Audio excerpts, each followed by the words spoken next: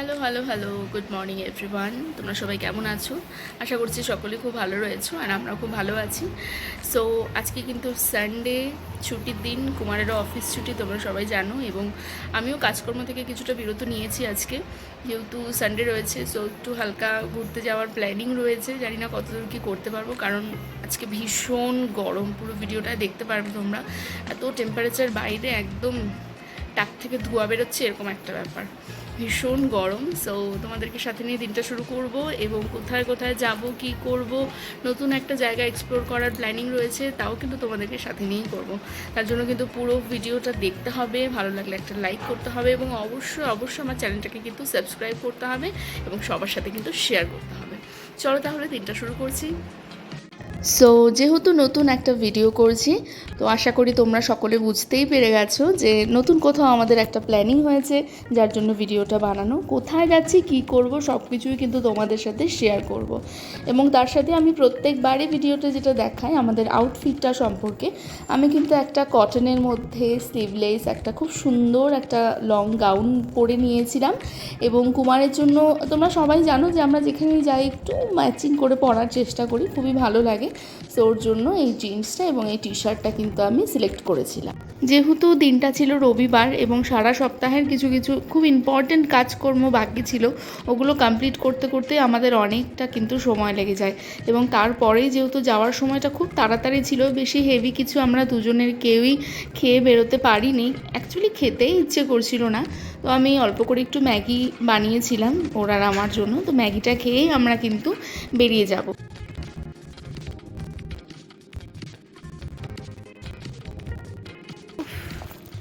এই যে রেডি, ওই যে দাঁড়াচ্ছে গাড়িতে, ওই যে এত তাড়া দিচ্ছিল যে ঠিকমতো ভিডিও শ্যুট করার সময় পেলাম না। এখন বাকিটা দেখাতে দেখাতে নিয়ে যাবো, চলে যাই। আমি তো আগে চলে আসছি, ওই যে আসতেছে আরেকজন। চলো এগোই, বাকিটা পরে।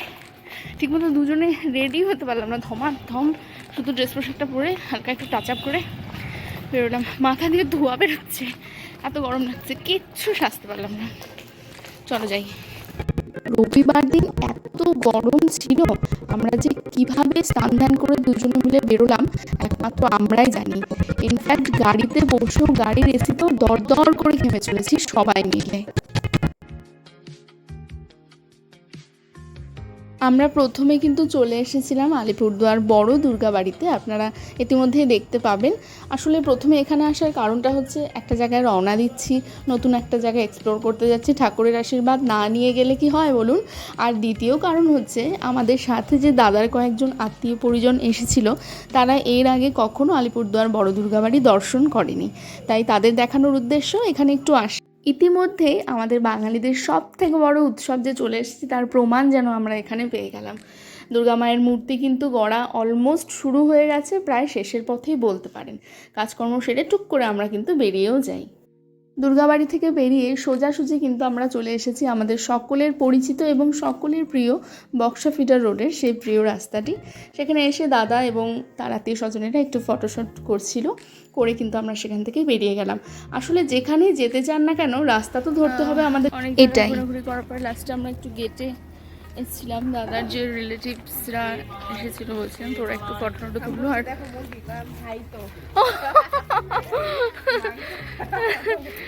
আচ্ছা, ওয়েদারটা একটু দেখানো, মনে হয় পাহাড়ে ভীষণ বৃষ্টি হচ্ছে, একদম কালচে করে আছে। ওরে বাবারে ওয়েদারটা।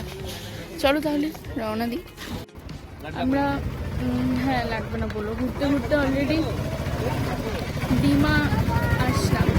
আর ডিমার আজকের ওয়েদার ও এত সুন্দর। এই যে দাদা,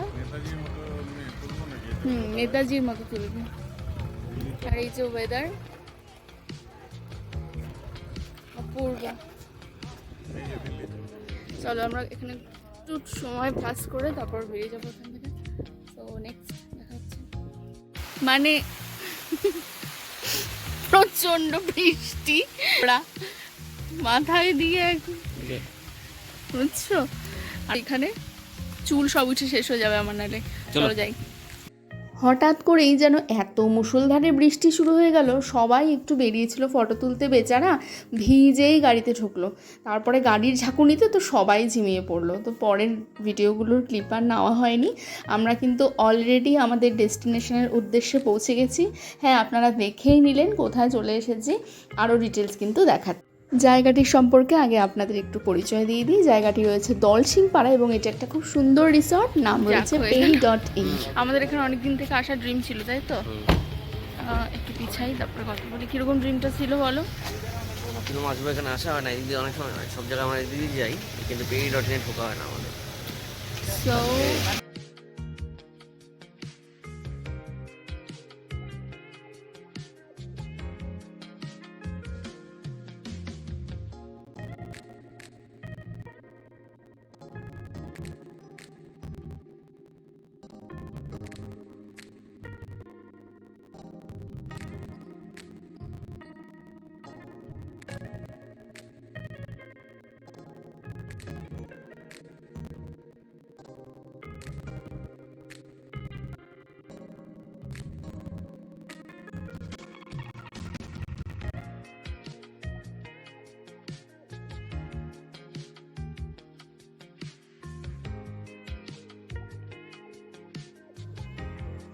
মেইন রিসর্টে ঢোকার যে এন্ট্রি পয়েন্টটা দেখুন, কি সুন্দর করে লনটা সাজানো, ছোট ছোট গাছের মধ্যে কুড়ি কুড়ি ফুল ফুটে আছে।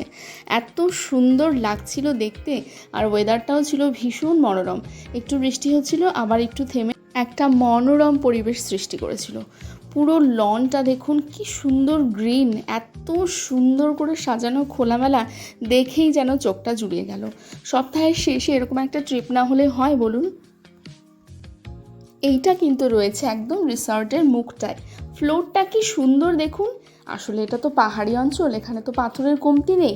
মনে হয় বড় বড় গ্রানাইট, ডলোমাইটের পাথর নিয়ে এসে বসিয়ে দিয়েছে। আর ফ্রন্টটা এত সুন্দর সাজানো, কত গাছপালা দেখুন, বিভিন্ন রকমের গাছ। স্নেক প্ল্যান্ট কত বড় হয়েছে দেখুন। আমার বাড়িটা তো বড়ই হচ্ছে না, সুন্দর একটা লনের মতন করা।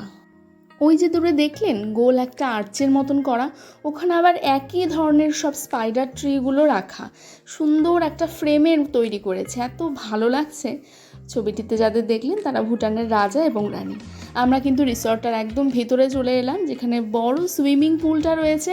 এটাই কিন্তু এই peri.in-এর মূল আকর্ষণ। বহু পর্যটকরা এখানে আসেন, ইনফ্যাক্ট ভুটান থেকেও আসেন। ভীষণ সুন্দর জায়গাটি, কিন্তু আজকে আমাদের একদমই মন নেই, কারণই মন নেই বলতে পারেন সুইমিং পুলে নামার, কারণ বৃষ্টির ওয়েদার। আরেকদিন প্ল্যান করে আসবো, সেদিন নামবো।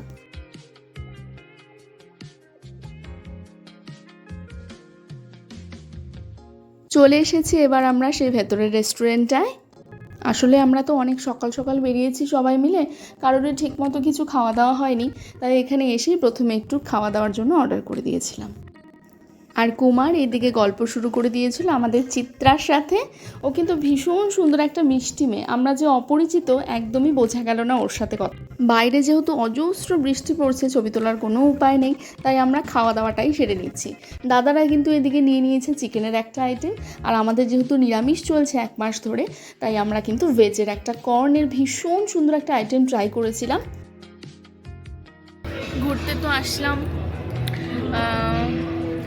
জায়গাটার নাম, রিসর্টটার নাম হচ্ছে কি peri.in। আর আমাদের এখানে অনেক দিন থেকে আসার ইচ্ছে ছিল, ফাইনালি ইচ্ছেটা পূরণ করলো হচ্ছে এই মানুষটা। এই মানুষটার সাথে আমাদের সবসময় যাতায়াত হয় সমস্ত জায়গায়, এই মানুষটা। তো আমরা শুনে নেব উনি কি বলে এই জায়গা সম্পর্কে এবং আমাদের ঘুরতে আসার অভিজ্ঞতা সম্পর্কে। peri.in ফ্যামিলি নিয়ে খুবই ভালো, এদের পরিষেবা খুব ভালো। চলে এসেছে কিন্তু মেইন কোর্সের খাওয়া দাওয়া। আমরা একদমই হালকা খাওয়া অর্ডার করেছিলাম, নিয়েছি একটু সাদা ভাত, সাথে ছিল ডাল। আমরা যেহেতু ভেজ বললাম, তাই আমাদের জন্য ছিল পনির, এবং ওরা নিয়েছিল একটা চিকেন, একটা মাটন। আমাদের খাওয়া দাওয়া হয়ে গেছে অলরেডি, আমরা বেরিয়ে চলে এসেছি এবং আছি এখন সুইমিং পুলে। সো দেখাবো তোমাদেরকে, চলো। এখানে একটা ছোট কূপের মতন করা আছে,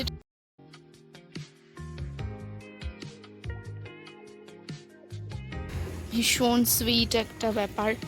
আর এটা বড়দের জন্য, এটা 4 ফিটের ডিপ আছে। খুব খুব খুব সুন্দর। এই যে ফটো সেশন চলছে তোমাদের দাদা, ভীষণ সুন্দর একটা জায়গায় আজকে আসা হলো স্পেশালি দাদার জন্য, কারণ দাদা ছাড়া এটা পসিবল ছিল না। আমরা অনেক দিন থেকে ট্রাই করছি বাট কিছুতেই সম্ভব হচ্ছিল না আসা। সো আজকে ফাইনালি ড্রিমস কামস ট্রু।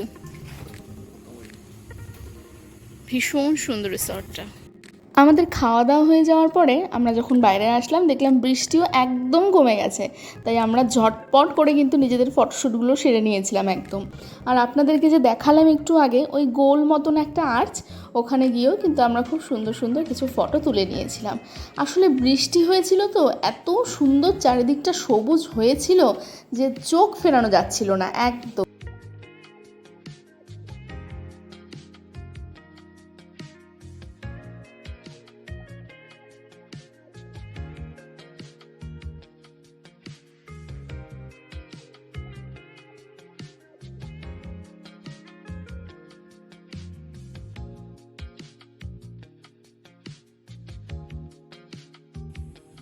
এই যে এটা লন, ভীষণ সুন্দর লন।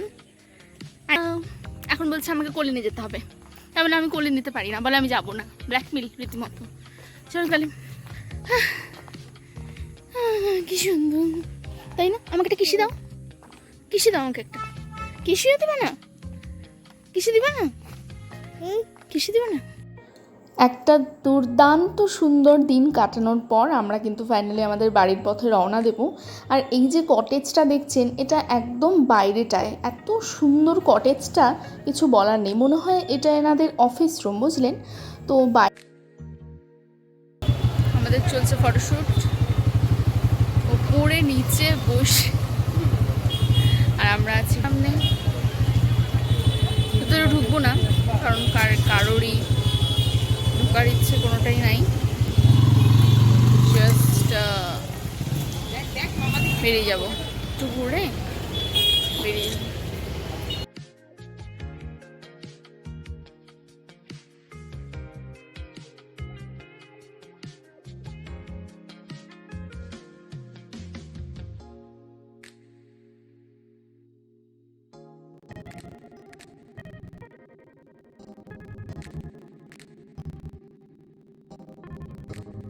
তো আমাদের ঘোরা কমপ্লিট।